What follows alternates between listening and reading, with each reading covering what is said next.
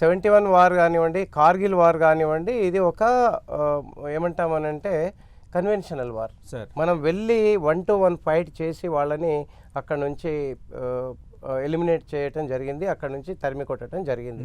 ఇప్పుడు అలాంటి వారు కాదు. ఈరోజు మనము 24 అవర్స్లో పాకిస్తాన్ని చుట్టుముట్టాము, టెర్రరిస్ట్ ఎక్కడున్నా వెతికి కొట్టాము. ఆ తర్వాత పాకిస్తాన్ ఎస్టాబ్లిష్మెంట్స్ అంటే వాళ్ళు ఫోర్స్ చేయించుకున్నారు, వాళ్ళు మన మీద దుస్సాహసం చేసి మీరు ఏం చేయాలని చెప్పటంతో మనం ఏం చేశాము అనేది ప్రపంచానికి చూపించాం.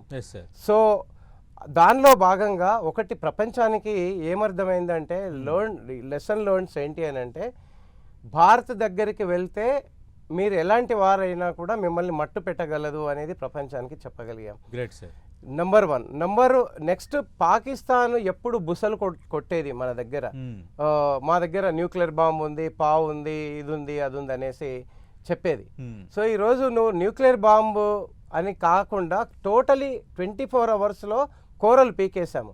నువ్వు ఎంత బుస కొట్టినా ఇంకా అంతే. ఇంకా ఫ్యూచర్లో పాకిస్తాన్ న్యూక్లియర్ బాంబు, మొన్ననే మోడీ గారు చెప్పారు, నిన్ను ఒకవేళ న్యూక్లియర్ బ్లాక్మెయిల్ చేస్తే వదిలిపెట్టము అని కూడా చెప్పడం జరిగింది. అండ్ దీన్ని బట్టి ఏంటి అని అంటే, ఇప్పటి వరకు మనం శాంతి శాంతి శాంతి నెగోషియేషన్స్, బయాలెట్రికల్ రిలేషన్ అని వెళ్ళాం. అవును.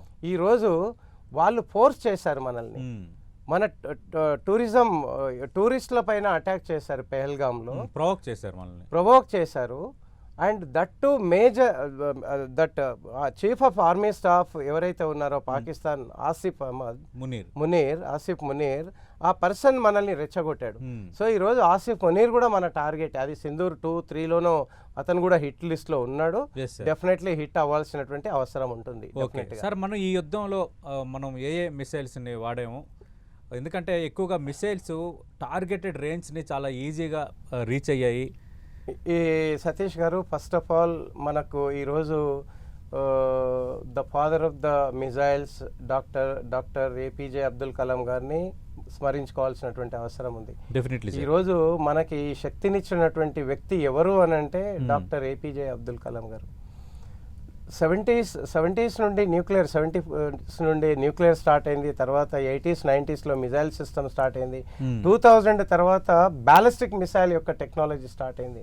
సో ఈ బ్యాలిస్టిక్ మిసైల్ టెక్నాలజీలో అబ్దుల్ కలాం గారి యొక్క రోల్, బ్రహ్మోస్ హైదరాబాద్లోనే బేస్ చేసుకొని తయారు చేసినటువంటి అంటే ఎక్స్పెరిమెంట్ ఇనిషియల్గా చేసినటువంటి పరిస్థితి. సో ఇది రష్యన్ టెక్నాలజీతో మన వార్ హెడ్తో అది తయారు చేయటం జరిగింది.